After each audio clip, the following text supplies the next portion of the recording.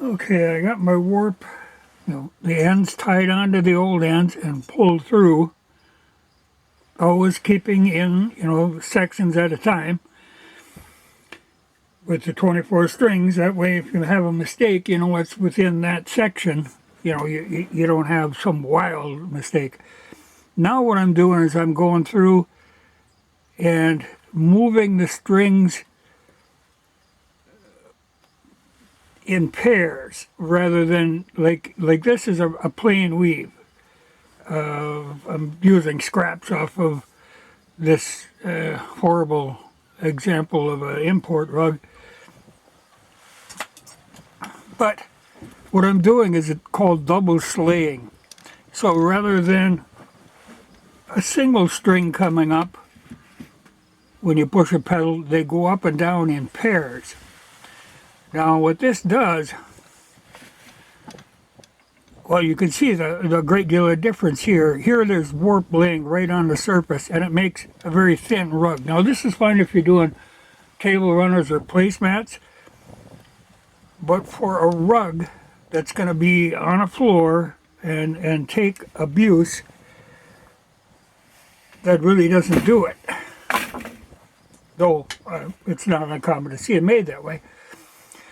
By double slaying it and moving so the strings are in pairs but further apart, it pushes the material up between the strings so the strings are protected. Like here, it's going to lay right on the strings and wear right on the strings. In this way, the warp is sunk down in there, so the rug is going to last probably twice as long as it would in a plain weave. Well, this is a plain weave too, but it's a plain weave double slayed. It takes no more warp. It's the same amount of threads per inch.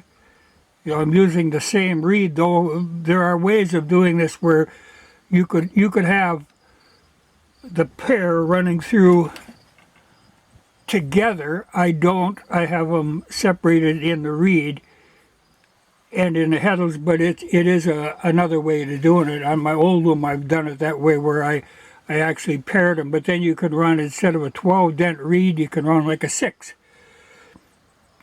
Works fine, and then run them together in heddles, together in the reed. This is a little better in that it's easier. If you make a mistake, you find it quicker, but also the other way is better for changing warp, because you're tying 4 ends together all the time and pulling them through. So it cuts your rewarping time in half. But that's why I use that method on my old loom, because that's the one I was bringing to shows and I was rewarping every weekend. I'd never run a lot of warp at a time on it. So that saved me. It took me 2 hours to rewarp that one. This one takes me 4. But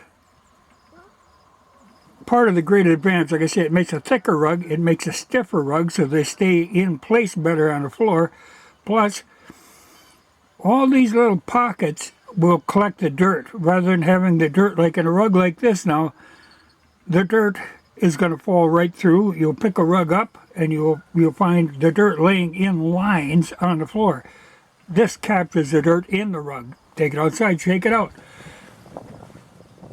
I know, there isn't a lot of people doing this, but this is really the right old way of doing it for rugs. And I actually know at the shows I'd run into a lot of old ladies that were just tickled to see double slayed rugs again, because they knew, they'd grown up with rugs. They knew that was the way they should be done, and they would not buy this kind of thing, these single slayed, plain weave imports. They're nothing but a disaster waiting to happen. But the problem is with rugs like this, when they get sold, then people think all rugs are like that, and it just isn't so. They're just a very bad example. But for the people who know, this is the way you want to do it. It just works so much better. It will weave slightly narrower because you're getting a lot of the material going up and down, the weft going up and down, but it doesn't use any more warp. So maybe your rug will be an inch or a half inch narrower than what you're used to weaving. And you do have to watch a little more on the ends, because the ends will tend to want to pull in if you don't have practice at dealing with that. Much like, well, like this one is all over the place. This is really a horrible example. When I was taking it apart trying to find strips, just because I got to take these out again to finish tying. But I found this is one of them where there's nothing much over a foot long. You know, in the first place, it's on a little 2-ply warp, but it's all these random little pieces just overlapped and put together. Well, you know, I've seen that done. It was an old way. If you didn't have a sewing machine, you would do it that way. You know, just lay them in. But normally, you make a big rag ball up and you weave off of that.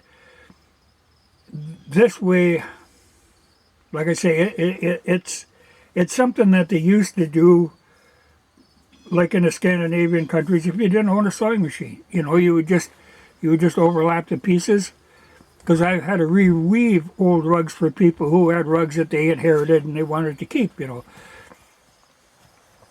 But see, that's, like I say, just an overlap. But all these little short pieces that they had to put in by hand. You know, I rewove those rugs for that person, but that's something I look closely at now before I reweave. Because it's going to take a lot longer. You know, normally you're working with a shuttle pull at a time. Here you're a little fingerful, you know. But there are, like I say, great advantages to double slaying. It's well worth doing. Well, when I'm at it, I'll mention... Okay, this is a book that I used to haul these around. What I was doing shows, people always ask me what book I recommended, and this is the one that I recommend on weaving rag rugs. But it's Janet Meany and Paula Pfaff wrote it. Now, I think it's out of print, but there's still a lot of copies floating around. If you look on Amazon, they got all kinds of them. But this is a wealth of information for people just getting into weaving. You know, they'll go into all of this stuff. So, you know, if you're going to get into weaving, you really want to get started with this sort of a book. You know, I don't agree with everything in there, but it's a good book, and there's a good section on just history of, well, like here's the Union loom. Well, it even shows how to get a union through a door. You know, I mean, it's a good book, a good basic book. Yeah, and here's the Oracle. You know, I've dealt with all these looms before, but I would highly recommend this book for somebody if you're just getting started in it, or even somebody who's done a lot of weaving. There's tips in here that you can certainly make use of.